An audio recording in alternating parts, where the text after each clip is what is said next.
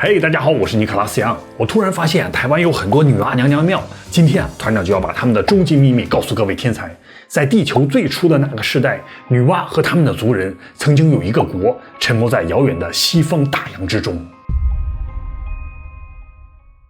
东晋隆安3年，长安有一位僧人叫做法显，他60岁的时候突然说要去西天取经，于是他立刻从长安出发，沿着丝绸之路向西出发。11年后，他乘坐大船在汪洋大海里航行了14天，到达了一个传说中的岛屿。在这里，他发现了非常奇怪的事情。这座岛屿的港口虽然熙熙攘攘，各国的商旅都在这里买卖香料和珠宝，但他却发现这里有一些档口，门前摆放着各种珍奇异宝，琳琅满目，但是门前却没有主人看守，只有用木板刻着宝物的价格，你想买就把钱放下，或自己拿走。但是当天逐渐暗下的时候，就会有穿着黑色斗篷的主人悄悄出现，把宝物和钱财都收走。这些黑衣人身材高大，谁也看不清他们的脸，唰的一闪就消失在黑夜之中。这不是神话传说啊，这些都是来自法显的日志啊。第一个去西天取经的人并不是唐玄奘，而是东晋的法显，他比玄奘早了228年。法显看到了更古老更神秘的事情。法显漂洋过海去了哪里？在他日记中记载的黑衣人到底是谁？难道他看到了蛇形人？我们在上2期节目里讲过，在地球的远古时代可能存在着另外一种智慧生命，建立了远古高科技智慧文明，他们就是蛇形人，人身蛇尾，也就是女娲和伏羲的种族。在世界各国内的沿海地区都流传着蛇郎蛇女的传说。蛇郎一般都是非常英俊的蛇形男子，喜欢诱惑人类的女子和他们生孩子，而蛇女不知道为什么总是陷入和人类男子的爱情羁绊，吸渣体质，总是遇到渣男，最后蛇女为了复仇都会把这些渣男们干掉。土耳其的哥贝利克石阵其实就是蛇形人的石像，12000年之前，蛇形人的高等文明就在这里繁荣过。土耳其就有一个非常古老的故事，叫做沙赫马伦，意思是蛇王。传说在土耳其有一位年轻人叫做詹姆萨普，扎姆。有一天他去山里爬到很高的山崖上采蜜，突然一阵狂风吹过，扎姆啊了一下就掉到了山坡下，滚到了一个黑暗洞穴里，昏死过去。等到他醒来的时候，他就出不去了，但是他发现洞里有光，于是扎姆就顺着前方的光往前走。慢慢的，他发现自己竟然进入了一个地下世外桃源，鸟语花香。这时他听到的背后沙沙作响，他就这么一回头， What's your name, stranger？ 有一个蛇形女人站在他后面，半人半蛇。这个女人就说，陌生人，我是沙赫曼，这里的王，你迷路了吗？之后啊，这个蛇女人就深深爱上了扎姆，在洞穴里和他缠缠绵绵到天涯。后来土耳其当地突然爆发了奇怪的瘟疫，国王也病了，谁都治不好。国王的巫师就说，要治疗这种瘟疫必须吃蛇人的肉。国王就问，蛇人到底在哪里呀？巫师就说，和蛇人接触过的人，他的身上一定会出现蛇一样的鳞片。于是国王就派士兵地毯式搜查国人的皮肤，结果这个扎姆就被抓住了，他的后背已经出现了蛇鳞。国王于是就对扎姆实行酷刑，把他屈打成招。扎姆最后就受不了了，忍痛带领士兵进入洞穴，找到了蛇女王沙赫巴兰。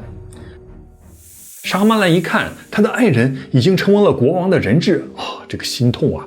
如果他反抗，扎姆就会立刻被士兵杀掉。蛇女王为了救她的爱人，一声叹息，算了，就直接投降了，还说道，如果你们人类要用我来治疗瘟疫，就把我的肉做成精华吞下，但是我的血只能给巫师喝掉。于是这群士兵就把沙哈曼兰带到国王的巨大土耳其浴室里，士兵们手里握着刀斧，微微颤抖，面面相觑。在一阵沉默之后，这些士兵鼓足勇气冲上前去，疯狂砍杀。蛇女王因为那不值得的爱情献出了自己的生命。后来当地人就从瘟疫里活了下来，唯一死去的就是那喝下蛇王之血的巫师。爱情惊悚悬疑片啊，现在已经拍成了电视剧了，奈飞上有，大家有空可以看一看。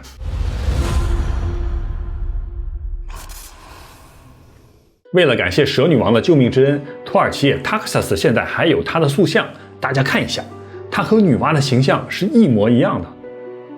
但是从土耳其出土的古画来看，蛇王的形象是人的样子，皮肤有鳞片，还有一条蛇形的尾巴，关键是有角。根据圣经创世纪中记载，在伊甸园里，撒旦被称作蛇，是伊甸园里最具有智慧的生命。它在一开始都是有腿有脚的。印度泰米尔语的古籍中曾经描述过蛇形人的文明，蛇形人在进化的过程中出现了分叉，有无足和多足很多品种，我在后面会讲到。请各位天才猛砸订阅、点赞、转发按钮，加入优秀天才团。尼可拉斯杨将在未来告诉大家地球上所有的秘密。这些年一直有一个阴谋论，就是说现在的人类世界都是被高度智慧的蛇形蜥蜴人暗中操控。传说英国女皇就是蜥蜴人家族之一，脸书的扎克伯格还否认自己是蜥蜴人。Are the allegations true that you're secretly a lizard? I'm gonna have to go with no on that. 但是他有时候的确有点不像人类。1967年12月3日，美国内布拉斯加州凌晨2点半，有一位警长独自开车在高速公路上巡逻，他叫赫伯特·希尔默。赫伯特在当地非常受人尊敬，空军军官的儿子，海军退伍军人，22岁就当上了警察局长。但是就在12月3日的晚上，他突然大脑一片空白，醒来之后发现自己就坐在车里，20分钟里完全不知道发生了什么事。回到家后就头痛欲裂，怎么治都治不好。医生就建议他去试一下催眠。结果在催眠状态下，他回忆并且讲述了一个惊人的故事。他说他开车的时候突然看到前方有发光的物体向他飞过来，从上面下来2个人，眼睛发着光。他想拔枪，但是手也动不了。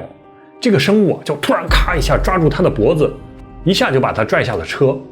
这个生物就问：“你是这里的守望者吗？”赫伯特这时候说不了话。然后这个生物就继续问：“你会向我们的飞船开枪吗？” No sir， 赫伯特用意识回答。于是这个生物就带着赫伯特进入了他们的飞船。根据赫伯特的描述，心理医生把他所有的场景都画了下来。大家看，赫伯特回忆到，这些生物穿着银灰色的连体服，鼻子扁平，嘴巴是一条缝，没有嘴唇，眼皮也不会眨眼，头比人类窄，但是很长，皮肤上有鳞片。他们和人类交流不说话，使用心灵感应。他们的左胸上有一个徽章，上面画着一个长着翅膀的蛇。他们看起来就是传说中的蛇形蜥蜴人。关键就是他们的徽章长着翅膀的蛇，这个形象在阿兹克特语中叫做 Quetzalcoatl， 是玛雅和阿兹克特神话中的羽蛇神，被称作最有智慧者。传说是他们把文明交给了人类。大家看，在玛雅石板中，这里有一个人头，下面是蛇身，这里还有翅膀。难道他们是女娲的族人？阿兹克特手抄本中就记载人类对羽蛇神的赞美诗：你优雅地来到地球，你优雅地接近你的水旁，你的墨西哥高地，你已经来到你的席位，你的宝座我曾短暂为你守护过，我在此恭候你的到来。大家有没有看过漫威的黑豹2 Wakanda Forever？ 里面会飞的王就是羽蛇神，他们在海底建立了高级文明。这个不仅仅是电视剧本，这是在3000多年前的古书中有记载的，我在后面会讲到。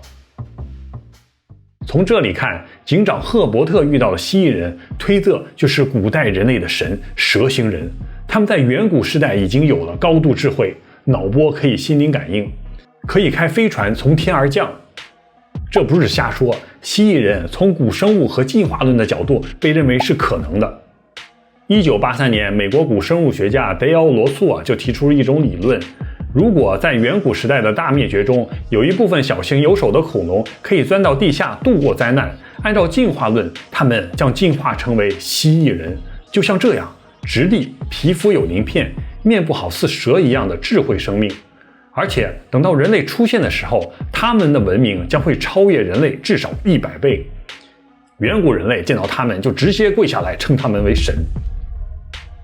人类从南方古猿经过230万年的时间进化成现在的人类，可以制造宇宙飞船和人工智能。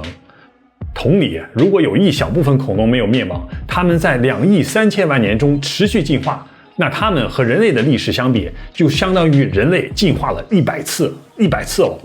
推测它们现在已经进入了宇宙的3级文明——银河文明，可以在星系中穿梭和殖民。这就是为什么那个警长看到了蜥蜴人坐在 UFO 上。有一份绝密资料显示团长的推测可能是正确的，因为我是优秀天才星人，以后做节目给大家讲一下。我们再回到法显西天取经的故事。法显花了14年写了一本自传，叫做《佛国记》，其中就记载他从南印度出发，乘坐商船经历14天，进入了一座神秘岛屿。他写道：其国本无人民，正有鬼神及龙居之。意思是这座岛屿里面住着鬼神和龙，他们卖宝物的时候把自己藏起来，怕别人看到自己。这鬼神和龙到底是什么意思？法显登陆的这座岛屿在远古的时候叫做狮子国，但是在更远古的时候，这里叫做棱家。棱家是什么意思？我们看一下地图。法显从南印度出发，航行14天，可以进入的第一个大型岛屿，很明显就是这里，斯里兰卡。斯里兰卡古代梵语的名字叫做楞卡，汉地僧人将其翻译为棱家。法显在东晋的时候进入斯里兰卡的时候，这里已经是岛屿了，但在古印度的斯干达普拉玛韦陀往事中记载，在远古的时候，斯里兰卡并不是一座岛屿，而是一片沉没于海底的神秘大陆的一座山峰。古泰米尔语称这片大陆为库拉米坎达，它东西连接到澳大利亚和马达加斯加群岛。大家看海底地图，印度洋这里的海床都是非常浅的，淡淡的形成了一个三角形。就在这片大陆里，曾经出现过远古高科技文明，而且非常惊悚的是，乔达摩悉达多，也就是世尊佛祖释迦牟尼，曾经踏上过这片土地。而这片土地上曾经居住的并不是人类，而是龙族那嘎。那迦在印度经典《摩诃婆罗多》、《马汉万萨》等印度史诗中记载，他们是居住在现在南印度和斯里兰卡地区的远古部落，他们的样子就是蛇形人，女娲的样子，女娲的族人。这并不是神话比喻，在这些史诗中，他们就被描写成为一个独立于人类存在的另外一群超人类种族。在佛教传入汉地之后，僧人就把那迦翻译成龙族，那嘎拉被翻译成龙王。通常他们身材高大，全身长有鳞片。孔雀明王经中就记载，那迦无足、二足、四足乃至多足之龙王。早期佛教经典《嫦娥含经》第19卷中写道，那迦有卵生、胎生、湿生、化生的龙。湿生就是从水中长出来的，化生就好似蚕蛹一样可以变化出来的龙人。可能是那迦族从2亿年前进化的时候出现过很多分支，海陆空都可以生存。嫦娥含经中还写道，那迦族在海底住的地方被称为龙宫，是一种在海底中有空气的溶洞，非常大，有80万公里长，有7重宫墙，里面还有7重蓝浔，再加7重机关罗网，最后有7重宝树，里面有空气可以呼吸。描写到有无数鸟争相而鸣。在龙宫中，除了无数宝藏之外，最重要的就是先进的图书馆。佛教经典《华严经》就被认为是从龙宫中取得的。当时有个僧人，后来被称为龙树，他大小乘佛经都学完了，觉得还是少一些什么，就去寻找世界的真理。于是呢，他就来到了龙宫。他发现龙宫里藏的经书博大精深，全是高科技智慧量子佛经之类的，有10个世界的尘土加起来那么多，人类是不可能读完的。于是他就拿了一本最薄的书走，前言概要啊。佛教中就提及到，在佛灭之后，佛经都是在龙宫中保存的。这就是为什么总有神话传说中写到，有长有鳞片的人从海里出现，给原始人类带来智慧。龙族还可以隐身或者是变化成人类。根据西晋时候翻译的《海龙王经》中就推测，娜迦变成人类并不是自己的皮肤变成人类，而是通过脑波影响人类的大脑，让人类的大脑觉得娜迦是长得像人类。经中就记载，龙族有5种情况不能隐身和变化，分别是生、死、淫、嗔、眠的时候。嗔就是极端愤怒，淫就是爱的时候这时候他们的脑波无法集中，不能影响人类的大脑，所以无法隐身和变形。而且他们可以发出超声波，让人类死亡，叫做出生害人。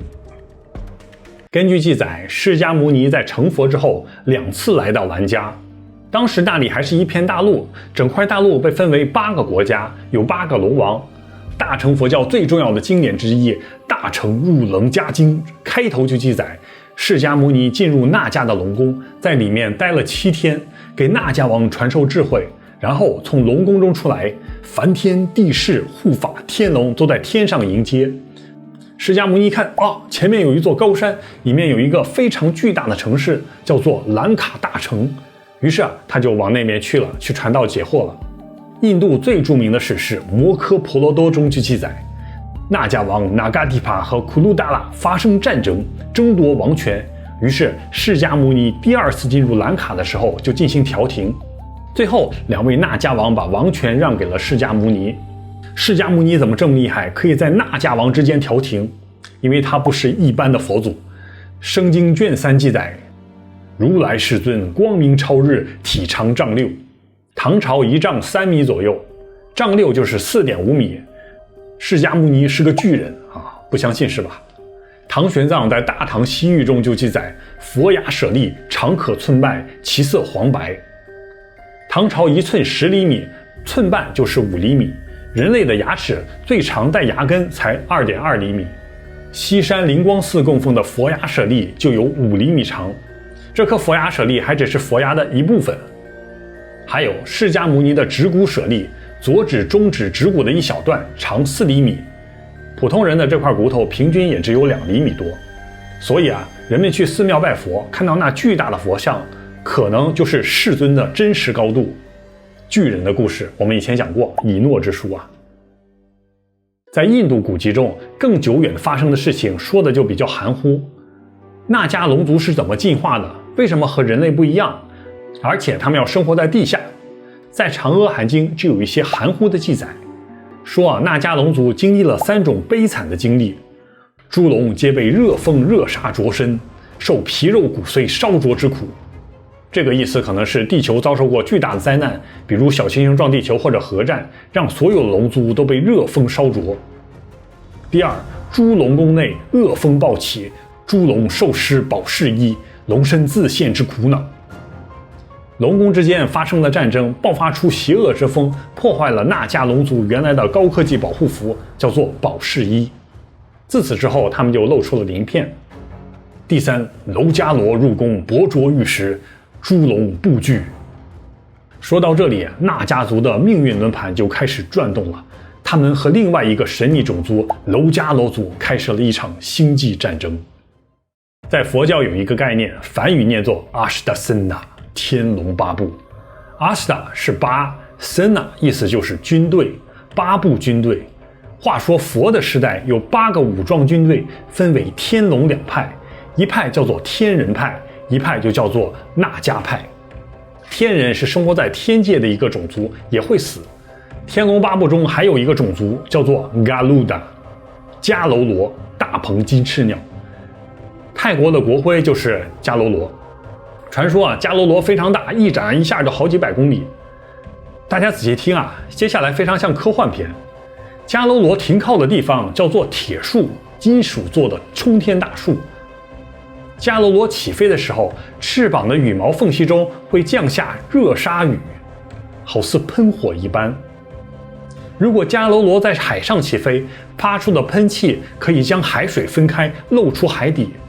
如果人类靠近迦楼罗，它喷出的热气就会瞬间让人失明。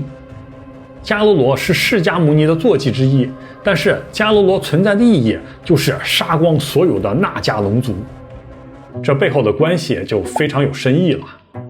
迦楼罗的目标是每天至少击杀500只纳迦和1个纳迦王。纳迦族每天对天空作战的迦楼罗都非常害怕，但是还是奋力反击。就在最后一战中，迦楼罗俯身攻击纳迦族，吞噬了几千纳迦勇士。这是最后一战，纳迦全族非生即死，生死存亡。几千纳迦勇士就抱着最后一丝信念，带着自爆装置，在他们被迦楼罗吞噬的那一刻，同时在他的肚子里自爆放出蛇毒，玉石俱焚，同归于尽。这时候正在飞翔的迦楼罗一下顿时就失去了控制，说是在天空中上下反转7次，然后突然俯身下冲，一同就撞在了金刚山上。顿时这是金刚山上火焰迸发，经文中就描写迦楼罗在金刚山上自焚身亡，飞船爆炸。在这之后，胜利的纳迦王就进入了金刚山中，他发现在迦楼罗坠毁的地方出现了一个巨大的玻璃珠子，可能是宇宙飞船的黑匣子。这个珠子是语音控制的，你跟这个珠子说我要一匹战马，这个珠子唰一下就给你展现出一匹战马，说我要美女就唰一下给你一个美女，是不是 3D 投影就不知道了。至于纳迦龙族他们现在在哪里，他们是否已经殖民了宇宙中的星系，他们还会回来吗？这就是另外一个故事了。好了，今天就到此为止了，我们下期再见。嗨，纳迦龙族的秘密才讲了1/3啊，没有时间了，以后给大家慢慢讲。各位天才，快加我的 Instagram 和 Line， 效果非常好，我又找到了很多地球上遗失的优秀天才，把你们想听的故事或者有意思的内容都分享给我，我有机会都讲给大家听。